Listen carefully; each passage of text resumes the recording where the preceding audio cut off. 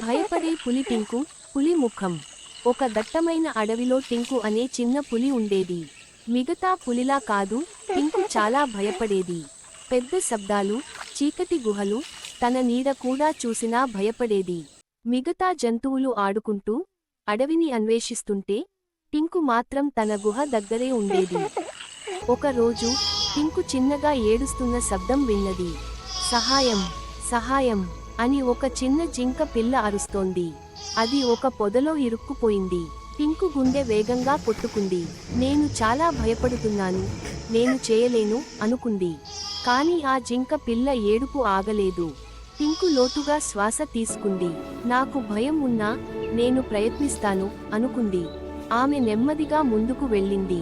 కాళ్ళు వణికినా జాగ్రత్తగా కొమ్మలను పక్కకు జరిపి జింక పిల్లను బయటకు తీసింది. నువ్వు నన్ను కాపాడావు అని జింక పిల్ల ఆనందంగా చెప్పింది. ఆ క్షణంలో టింకుకు ఒక విషయానికి అర్థమైంది. తాను భయపడుతున్నా తాను ధైర్యంగా పని చేసింది. ఆ రోజు నుంచి టింకు భయం పోవాలని ఎదురు చూడలేదు. భయం ఉన్నప్పటికీ ముందుకు వెళ్లడం నేర్చుకుంది. తర్వాత ఆమె అడవిలో అత్యంత దయగల, ధైర్యవంతమైన పులిగా ప్రసిద్ధి పొందింది. నీతి: ధైర్యం అంటే భయం లేకపోవడం కాదు, భయం ఉన్నప్పటికీ ముందుకు సాగడం.